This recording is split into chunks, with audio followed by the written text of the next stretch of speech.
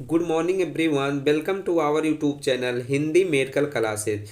तो आज का जो टॉपिक है वह है drug use for peptic ulcer. ठीक है, वीडियो को बिल्कुल भी मिस मत कीजिएगा, वेरी मोस्ट इंपॉर्टेंट वीडियो है एग्जाम के लिए। ठीक है, ऑल डिप्लोमा क्लासेस के लिए फर्स्ट ईयर या सेकेंड ईयर चाहे जो भी स्टूडेंट हो सबके लिए वेरी मोस्ट इंपॉर्टेंट टॉपिक है। चलिए यहाँ से देखते हैं कि पेप्टिक अल्सर होता क्या है। ठीक है, तब हम उसके आगे मेडिसिन के बारे में समझेंगे। यहाँ से देखते हैं कि पेप्टिक अल्सर की मेन एक्सपेक्टेड इटियोलॉजी के अनुसार हमारे बॉडी में जो एग्रेसिव फैक्टर हैं जैसे acid, pepsin, bile juice and एक्सपायलोरिक एसिड, कभी कभी ये डिफेंसिव फैक्टर जैसे bicarbonate and mucus membrane and mucosal and blood flow इनकी तुलना में ज़्यादा हो जाते हैं। ये सब इनबैलेंस आगे जाके पेप्टिक अल्सर में कन्वर्ट हो जाते हैं।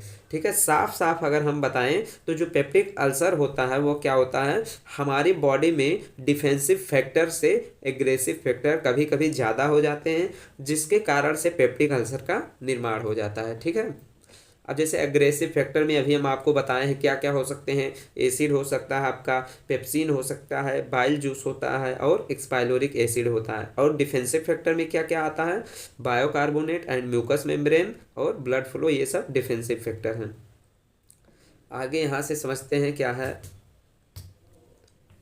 हाँ चलिए देखते हैं, इसके और कारण हैं। पेप्टिक अल्सर होने के कारण ना कि aggressive factor and defensive factor, इसके और भी कारण हैं जैसे अंदर की ड्रग यूज करना। आप जो भी ड्रग वगैरह लेते हैं ये सब यूज करने से भी पेप्टिक अल्सर का निर्माण होता है। जैसे पेन किलर काफ़ी लॉन्ग टाइम से यूज करने से भी पेप्टिक अल्सर हो जाता है। जैसे अनहेल्दी डाइट, स्ट्रेस लेना, और भी रिस्क फैक्टर हैं जैसे ड्रिंकिंग, स्मोकिंग, और भी काज हो सकता है। पेप्टिक अल्सर के साथ साथ आपको और भी डिजीज काज हो सकती है। यानी जो लोग स्मोकिंग करते हैं या ड्रिंकिंग वगैरह करते हैं इन सब से भी पेप्टिक अल्सर का निर्माण होता है एंड और भी कई खतरनाक बीमारी हो जाती है। ठीक है, आगे देखते हैं, इसके क्लासिफिकेशन की बात कर लेते हैं हम यहाँ से। ठीक है, यहाँ से इसके क्लासिफिकेशन की बात करते हैं। चलिए देखते हैं कि क्लासिफिकेशन में क्या क्या है। पहला हमारा है जो गैस्ट्रिक एसिड सीक्रेशन इनहिबिटर्स। ठीक है, तो गैस्ट्रिक एसिड सीक्रेशन इनहिबिटर में क्या क्या होते हैं, ऐसे ड्रग जो गैस्ट्रिक एसिड के सीक्रेशन को कम करते हों। ठीक है, साफ साफ आपको हेडिंग में ही इसका आंसर मिल गया होगा कि गैस्ट्रिक एसिड सीक्रेशन इनहिबिटर्स। ठीक है, तो ऐसे ड्रग जो गैस्ट्रिक एसिड के सीक्रेशन को कम करते हो वो हमारा हो गया gastric acid secretion inhibitor drugs. ठीक है, अब इसके भी कुछ सब डिवीजन है। जैसे आपका पहला है H2 एंटी हिस्टामिन। ठीक है, तो H2 एंटी हिस्टामिन क्या होता है, ऐसे ड्रग जो हिस्टामिन के इफेक्ट करने की प्रोसेस को ही इफेक्ट करे तो वो गैस्ट्रिक एसिड के सिक्रेशन को इनहिबिट कर सकते हैं। आपको अभी हम बताए हैं कि गैस्ट्रिक एसिड सिक्रेशन इनहिबिटर के 2 से 3 पार्ट हैं, जो कि अभी हम आपको पहला बताए हैं H2 एंटी हिस्टामिन। तो H2 एंटी हिस्टामिन में ऐसे ड्रग्स आते हैं जो ऐसे ड्रग आते हैं जो हिस्टामिन के अफेक्ट करने की प्रोसेस को ही इफेक्ट कर देते हैं, तो गैस्ट्रिक एसिड का सिक्रेशन भी कम हो जाता है। अब इसके अंतर्गत कौन कौन से ड्रग आते हैं वो समझ लेते हैं। यहाँ पे नीचे ड्रग दिया हुआ है, क्लेमेटिडीन हो गया, रेंटिडीन हो गया, फैमोटोडीन हो गया, ये सब आपके कौन से ड्रग हैं, H2 एंटी हिस्टामिन ड्रग्स हैं जो किसके पार्ट हैं, गैस्ट्रिक एसिड सिक्रेशन इनहिबिटर। और आपका अब भी हम बताते हैं कि इसका जो बी वाला पार्ट है वो क्या है, anti cholinergic drug. Anti cholinergic drug में क्या क्या, ऐसे ड्रग जो कोलिनेर्जिक सिस्टम के एक्शन को उनके बाइंडिंग ऑफ पिट्यूटरी रिसेप्टर को इनहिबिट करते हैं एंड कोलिनेर्जिक सिस्टम के सिक्रेशन को इनहेज करते हैं। वेरी मोस्ट इंपॉर्टेंट है कि इसमें क्या होता है एंटी कोलिनेर्जिक ड्रग में, कि ऐसे ड्रग जो कोलिनेर्जिक सिस्टम के एक्शन को उनके बाइंडिंग ऑफ पिट्यूटरी रिसेप्टर को ही इनहिबिट करते हैं। जो उसमें बाइंडिंग होती है, कौन सा पिट्यूटरी रिसेप्टर होती है, उसी को इनहिबिट कर देते हैं एंड कोलिनेर्जिक सिस्टम सिक्रेशन को इनहेज कर देते हैं। तो ऐसे ड्रग्स क्या होते हैं, एंटी कोलिनेर्जिक ड्रग होते हैं। जैसे एग्जाम्पल में आपका हो गया पिरेनिजिपाइन, ठीक है, प्रोपैथिलीन, ये सब आपका हो गया एंटी कोलिनेर्जिक ड्रग।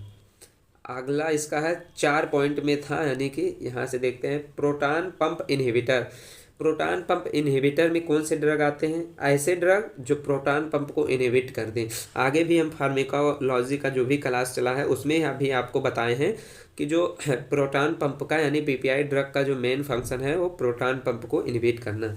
यहाँ पे देखिए यानी कि H+ को एग्जिट कर देना ही पीपीआई ड्रग होता है, अर्थात जो HCl के सिग्रेशन को कम करते हैं या प्रोटॉन पंप को इनहिबिट करके गैस्ट्रिक एसिड सिग्रेशन को कम करते हैं। ठीक है, यहाँ नीचे लिख भी दिए हैं ताकि आप लोगों को समझने में कोई दिक्कत ना हो। देखिए पीपीआई ड्रग का जो मेन फंक्शन है वो HCl के सिग्रेशन को कम करना। जैसे एग्जांपल आपको बहुत एग्जांपल इसके बताए गए हैं, जैसे पहला हो ओमेप्राजोल, पेंटोप्राजोल, लेंसोप्राजोल, ये सब है पीपीआई का भाग है। अगला डी पॉइंट देखते हैं, प्रोस्टाग्लैंडिन एनालॉग। प्रोस्टाग्लैंडिन एनालॉग में कौन कौन से ड्रग आते हैं यहाँ से देखते हैं। ऐसे ड्रग जो प्रोस्टाग्लैंडिन जैसे वर्क करते हों उनकी एक्टिविटी को रोकने का काम करते हैं। ऐसे ड्रग जो प्रोस्टाग्लैंडिन के जैसे वर्क करते हो या उनकी एक्टिविटी को ही रोकने का या काम करते हो। ठीक है, जैसे आपका एग्जांपल में यहाँ पे दिया है मीजोप्रास्टोल, ये क्या कौन सा ड्रग है? प्रोस्टाग्लैंडिन एनालॉग ड्रग है। इसका यूज कहाँ है? ये प्रेगनेंसी के कॉज में दिया जाता है, प्रेगनेंसी वगैरह में ये इस ड्रग का यूज होता है। पहला हो गया। दूसरा हमारा पॉइंट है गैस्ट्रिक एसिड न्यूट्रलाइजर कंटा एसिड। थोड़ा सा यहाँ से ब्लर दिख रहा है, रुको अभी मैं सही कर देता हूँ। हाँ, तो चलिए देखते हैं gastric acid neutralizer and antacid क्या होता है। इसका जो मेन अगर हम बताएं शॉर्ट में तो एंटी प्लस एसिड, ये आपका होता है गैस्ट्रिक एसिड न्यूट्रलाइजर। यहाँ से देखते हैं। हाँ, तो इसके अंतर्गत क्या आता है? ऐसे ड्रग जो एसिड के अगेंस्ट में वर्क करती हो, ऐसे ड्रग्स जो एसिड के अगेंस्ट में वर्क करती हो वो गैस्ट्रिक एसिड न्यूट्रलाइजर ड्रग कहलाती है। इसमें भी सब पार्ट हैं, जैसे पहला है ये सिस्टेमिक। सिस्टेमिक में कौन से हो गए आपका? यहाँ से देखते हैं सिस्टेमिक मीन्स जिसको ब्लड फ्लो में ट्रांसफ़र किया जा सके, तो ये ड्रग होते हैं सिस्टेमिक ड्रग। ठीक है, एग्जाम्पल कौन कौन से हैं? Sodium bicarbonate, sodium citrate. दूसरा है नॉन सिस्टेमिक। नॉन सिस्टेमिक में कौन कौन से ड्रग आते हैं? मैग्नीशियम हो गया, हाइड्रोक्साइड हो गया, मैग्नीशियम ट्राईसिलिकेट हो गया, एल्युमिनियम हाइड्रोक्साइड हो गया। ये सभी आपका नॉन सिस्टेमिक ड्रग में आते हैं। तीसरा पॉइंट क्या है? Ulcer protective.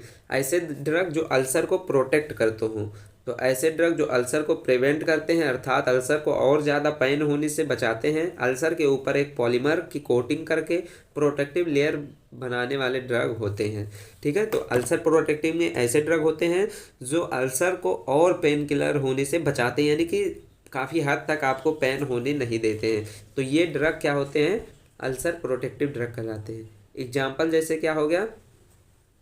कोलाइडल, बिस्मिथ हो गया। ठीक है, और एक ड्रग और है, ये तो 3 मोस्ट इम्पॉर्टेंट है ही, जैसे सुक्रालेफेट, ये ड्रग हो गया, और 2 ड्रग और है वो मैं अगले वीडियो में आपको बता दूंगा।